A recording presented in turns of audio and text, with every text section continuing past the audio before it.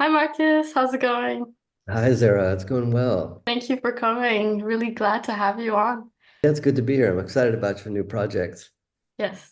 All right, first question. What do you do and what's your process?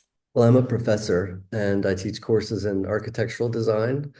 And as a professor, I also do research on material practices and publish research on material studies. So I'm currently exploring a series of investigations that use digital and analog design process to work with sand and earth material. My process is focused on sand-based material, particularly panel systems that are conducive to computational optimization. So the method is currently tailored for extreme environments, Mhm, desert conditions, and where dune sand is abundant.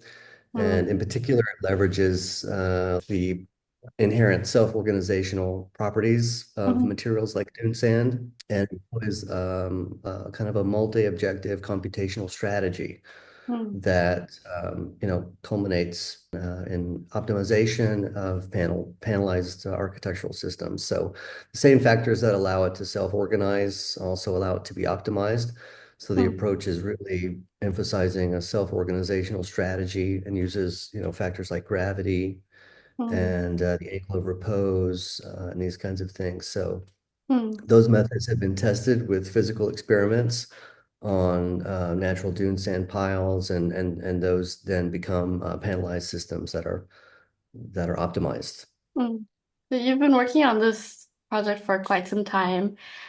So how did you get better at optimizing your workflow when it came to this research? Yeah, it's a good question. I think anyone that's doing like applied research has to sort of find a way, a method, a methodology to start making a series of experiments. So I start by creating a series of what are called controlled deposition piles. And those piles have been made from specific openings on planes, for example, laser cut planes. And all of those openings are subject to optimization. So Mhm, uh, these, facilitate very precise configurations that are suggested by a Wallisai optimization process. This is what I'm using for the computation. It's a plugin for Grasshopper called Wallisai. mhm, It's very intelligent, and so that can be controlled for specific desert locations, extremely specific, including the time of day. And that's where the weather data comes in. So that ultimately informs the panel opening size and the quantity of openings, and the computational analysis refines those factors. And then we can identify the optimal configurations that are aligned for a context, let's mhm. say. That's super interesting. And that process is also quite rich, going through all the steps from digital to physical testing. As I know that you work with a lot of model building and testing these ideas from digital to physical.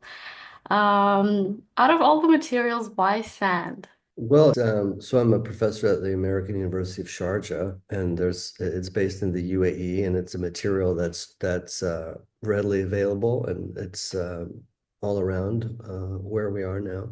And not a lot of research has been done with it, Mhm, and so that's one of the reasons that I wanted to just start to see what it could do. And then also, it's a bit seen as a material that's inferior mhm, or unable to be used mhm. for architectural practices.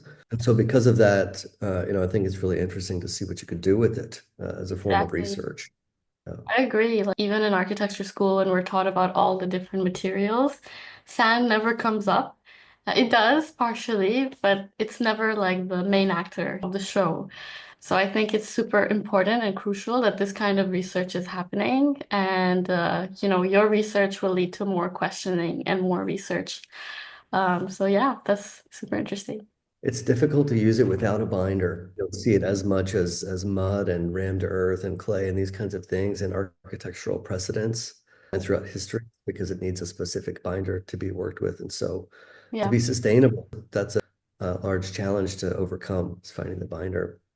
It's true, yeah. And your research that you're doing, I know that this binder was like your secret recipe, which I'm not going to ask too much about, but the main benefit is that you were pushing towards something sustainable and not like an easy way out. Because a lot of people do experiments with sand, but they're using plastics or more harmful kind of materials, which defeats the whole Yeah. purpose, you know? Yeah, what's the point of doing that? Just turning something that's natural and beautiful into something that's a composite resin Yeah. in essence. And so it's not really a good direction to go with Mm, earth-based material research.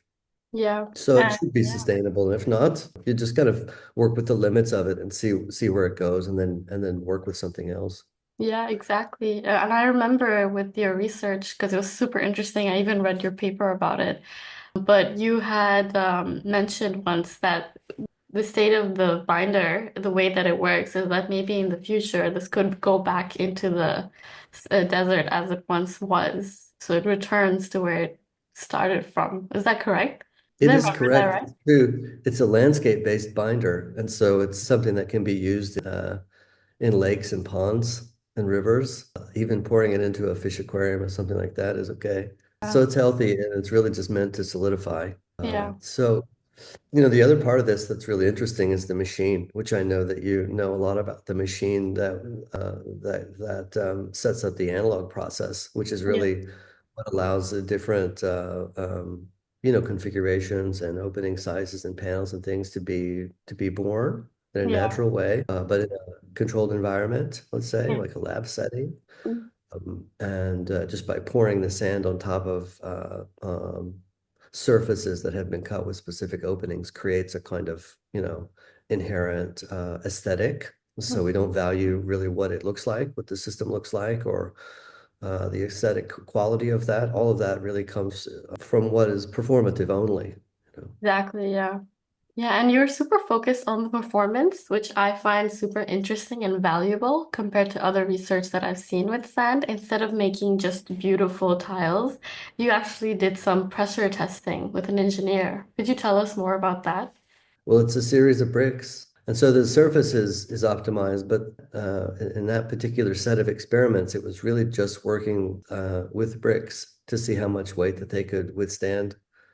And so we worked with the size of a standard brick and the size of a concrete block and these kinds of things. And then used different quantities of sand, dune sand specifically from Sharjah, and different binders to test specifically compression. Yeah. And then, yeah, then used a series of engineering tests, compression tests to see how much weight it could withstand. It's quite strong because sand is a very dense material and very heavy. And so once you add a binder to that, whether it's a dry binder or a liquid binder, it increases the weight and the density. And in terms of compression, very strong. Yeah. Sometimes as strong as a traditional clay brick. Well, it hasn't been used before in modern construction that much. It hasn't. Desert dune sand has not been a primary material in modern construction just because it's difficult to Mm, work with. It's alkaline, it's mm, dense, mm, like dirt. It's stacks like a bag of marbles rather than a mm, bag of triangles, like regular marine-based sand. So mm. there are lots of reasons why we don't use it. Yeah. And to use it is such a large quantity of it. Yeah. It just takes a bit of research and looking into it. Yeah. But the point of my research is not really to commercialize it, but to just suggest options and to Mm, provide enlightenment mm. and to see where it can go.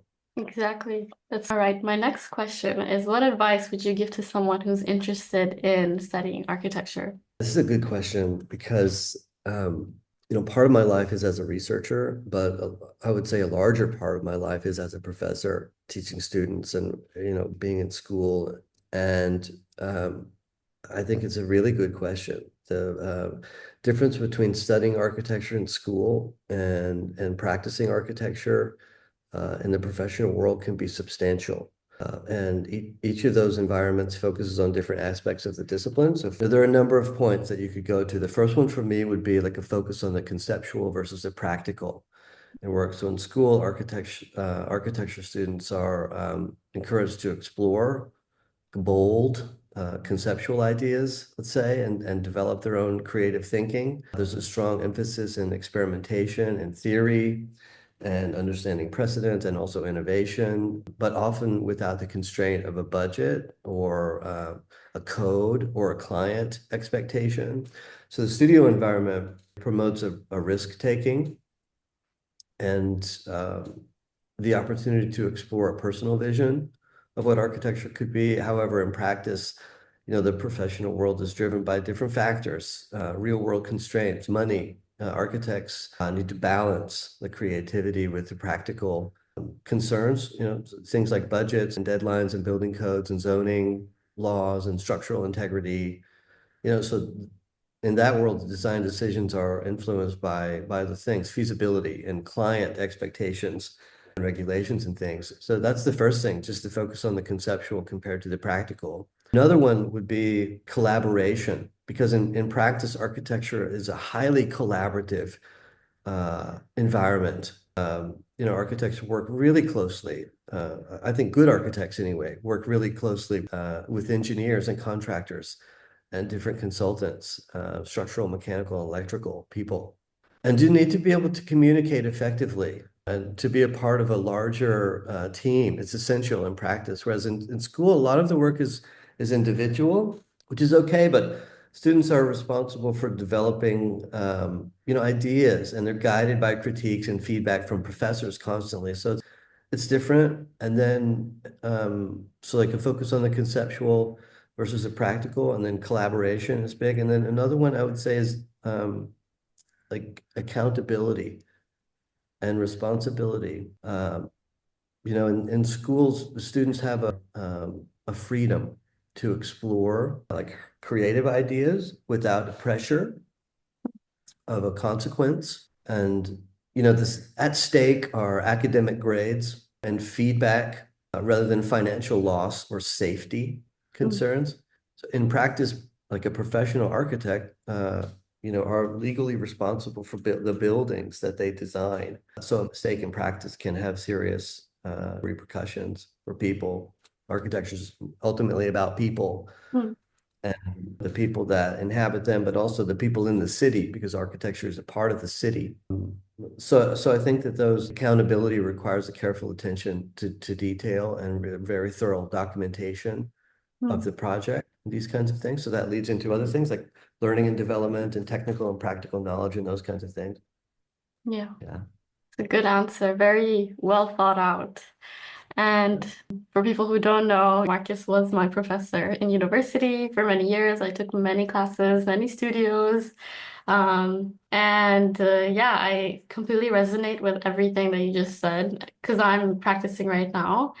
And I'm still new to the game, but I can definitely feel that more day in day that you learn more about architecture in the terms of technicalities and working in a team in practice when you're actually in the industry. And in university, you don't have to think about the whole team because you're working individually or the projects, they are, designed as such that you're kind of figuring it out with you and your professor. So in practice, there's the client, there's the contractors, there's your team. And it's just a very different feeling and experience. And I'm actually enjoying the world of practice a lot. I think that it's the perfect thing that I needed right now to grow in architecture and continue to learn about architecture. And definitely, I agree. Yeah, that falls into, the category of learning and development, which in school, everything is very well orchestrated and it's set up for you, as Yeah, you know, because you did very well in school always. But the studio environment is very structured. yeah. There's a guidance, there's a focus on kind of there's a direction and a Mm, focus on a certain kind of goal, and the feedback is frequent. It's in a safe environment. It's there, it's designed to grow. exactly, yeah. But and as an architect in practice, which you're doing now, doing Yeah. so well, the learning is more experiential. I think anyway, it was for me. and often through like, on the job sort of experiences and let's say a kind of younger architect. Of course, they learn from senior staff and but also like real world project challenges um, and direct interaction with clients and contractors.